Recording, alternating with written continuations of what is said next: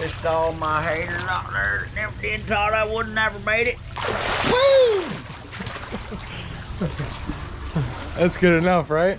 What's up, guys? BB Auto. It's good. What's going on, guys? Welcome back to BB's Garage. We're actually in a garage. We're in a shop. Right now. We made it. Fucking made it, dog.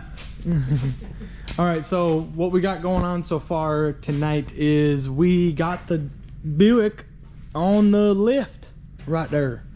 So yeah, we got the Buick on the lift. We got the Buick on. We got the Buick on the lift. There. She's on there. She's on the lift. Yep. So that's there, and we got the engine on the floor. I didn't show you guys that, but we did it. Yeah. It's funny when you hold your hand up and you do things like this. Yeah. But Got so, the thing and there. not only that, I don't even know if you guys know this. Dang it, I just knocked that down. That was smart. But check out the tools that I just got. I'm pretty excited about that. And but yeah, so anyways, we're gonna be tearing this engine apart. I thought about it a little. Yeah, there you go. Nothing there. So there's a lot of slack in this chain right here, and we thought, I just got done talking with my dad. He's been working on cars for a long time, and he seems to think that what happened was this timing chain is very loose, and it's like stretched, you know, it's never been replaced. You can tell just by kind of looking at it that it's never been replaced. That's got a dark tint to it. And what he was thinking was the timing chain jumped, and when it did jump, it actually, the valves hit the pistons. And then after that, you know, the valves jumped back up and they broke, you know, and that would make sense actually too, because look, you got this, okay, so you got banks, you know, and these two banks, I think these two banks are broken. This bank right here and that bank. On the, what side is that? The intake or the exhaust? That is, I think, the intake. Yeah, that's the intake, because the intake ports are there. So the intake rollers are broken up here. So we think, and look, it's on both sides like that too. Look, right there, right here, and right there. And this one just survived somehow. I bet you if we rolled the cam a little bit, it'd come out. So anyways, I hope you guys can see exactly what we were talking about. So anyways, pretty much what has to happen is that these heads have to come off, because we think that, because these are all fine, but these heads have to come off because we think that it took out valves. But that is actually totally okay, because we got an entire set of heads right in that thing right there. So we're gonna get to tearing this apart and seeing just exactly what happened and verify whether it actually took out valves or not. And we're gonna show you that right now. I'll actually put it on time lapse even for you. All right, stick in there with me, because it's gonna be exciting. Bye.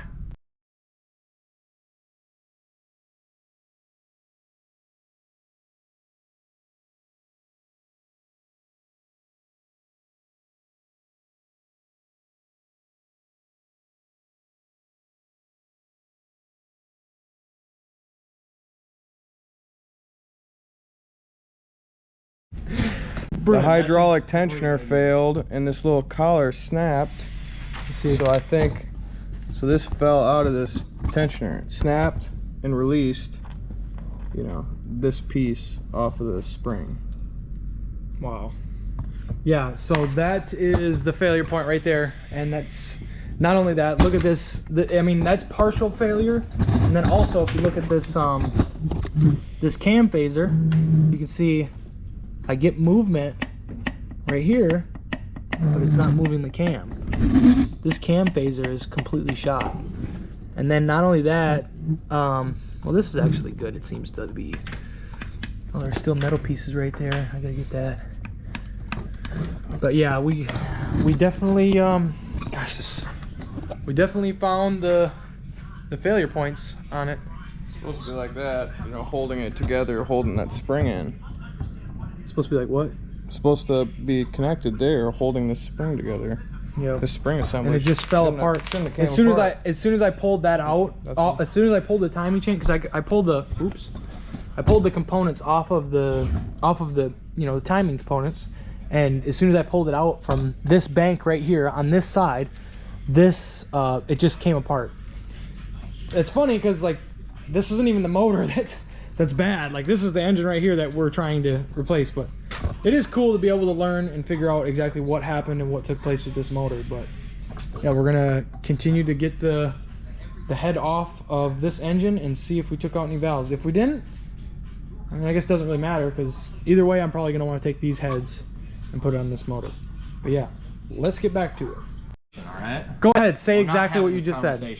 Say what you said. If an AI called you right now, you would not be able to tell the difference, motherfucker. If an AI called me right now? Yeah. I would be able to The tell. artificial intelligence that they have right now. Okay, I've watched about the artificial intelligence. No, you can't even say it, motherfucker. What are you talking about? I've watched the artificial intelligence. Get back to your fucking motor, right? I've Leave the watched conspiracies I've to watched me. I've watched the artificial intelligence. I've watched the videos. Leave them to me, motherfucker. Brandon, stop being weird and just talk. No, I'm not having this conversation. Why, dude? Is it because the YouTube's gonna hear you? The people on YouTube. Okay, he thinks that the artificial intelligence is targeting him. No, not me specifically. Okay, they're targeting everybody that does drugs. Yes. Oh my gosh, dude. Hold on a It's a second. little out there, I'm not gonna lie. Okay, right. But if you know me, I'm fucking out there, bro. Well, I would probably believe that if I was in a more fragile state of mind myself. Fragile. But bitch, you are fragile. Look at you. listen to me. Listen. I've watched that, but artificial intelligence does not have a conscience. Doesn't. Think about it.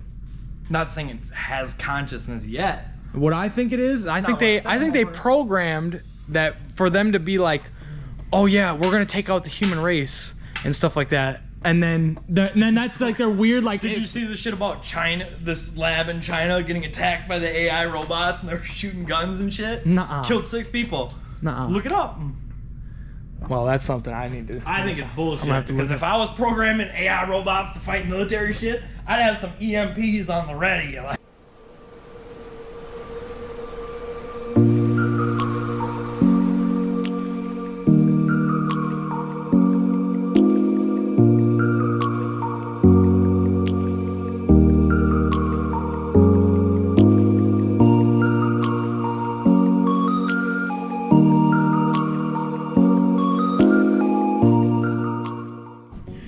One thing I just remembered that I wanted to say was that when this, so one thing I've had experience with on a couple of different engines was when you're dealing with an aluminum block, the bolts actually break off inside of the head.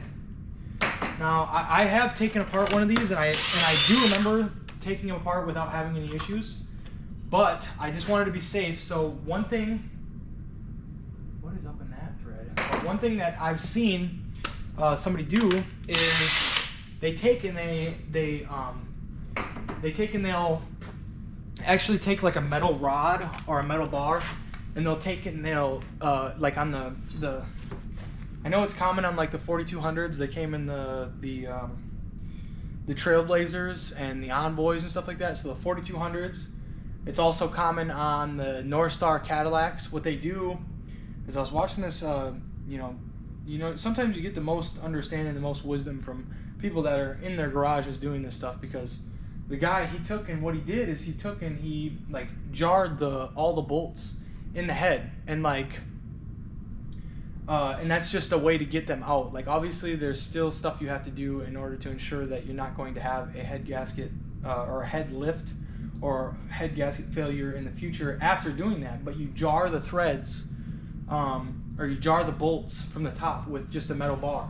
So I went around and I just took this and I took the bar and I just smack on top of the head bolts. Now I practiced it one time because I had a Trailblazer that I put a motor in, and I did it, and you had to hit them really, really hard, but I'm just doing this to be safe, and it helps me feel a little bit safer about doing this and possibly not having a bolt break off inside the head or inside of the block. So anyways, I'm gonna continue to get these bolts out, and then I'll show you. I'll start recording as soon as I'm ready to lift the heads off, so you can be the first ones to see as well as me. Okay. both of them off. Oh, there's still gas in there. Wow. Smells good. Smells like gas. Let's see what we can do here. Alright, lift off. Look at that, it came right up. Alright, so this, we're clearly, you know, we're not expecting any vent valves on this one.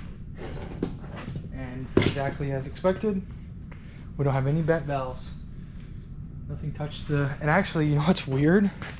Is, I'm gonna drop this down here a little bit. You know what's weird is there's actually reliefs in the pistons on this one. And the gasket, you know, it's whatever.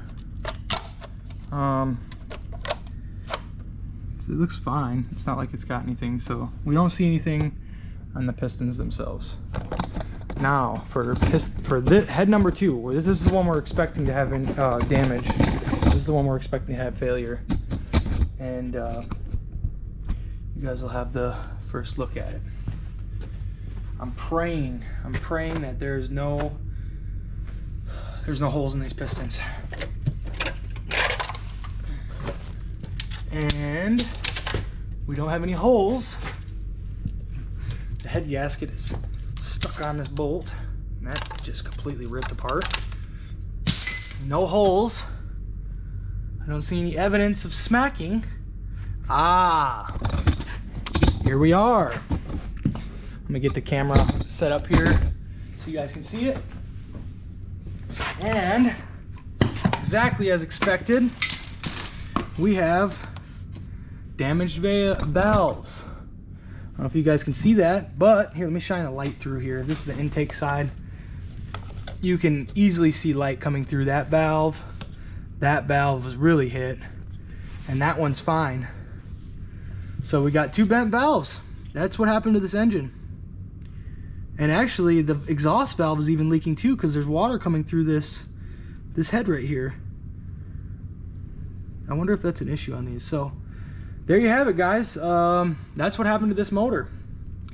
It took out some valves, and that's exactly as we expected. So we did some good diagnosing of why it would be a failed valve.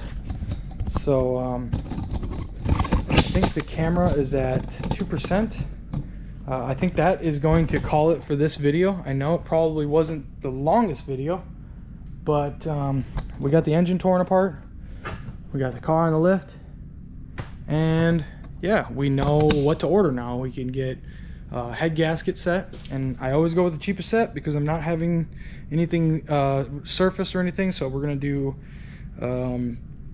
we're not gonna do layered steel. I don't mess with that crap unless I'm building a freaking race engine or something. That's the only way I could think or even justify getting layered steel or copper. Copper would be maybe on the better side. You know, I would probably do copper head gaskets just because they're a little bit more malleable, and they can take up surface issues. But layered steel, it has to be a very smooth finish in order for it to actually seal with layered steel. That's why you see layered steel on a lot of like boost applications and stuff like that. I believe so anyways. Don't quote me on it, but I'm pretty sure that's why. So anyhow, that is taken apart, and yeah, we're gonna go get some pizza and probably relax for the rest of the night. But anyways, thanks for stopping by and checking out this YouTube channel.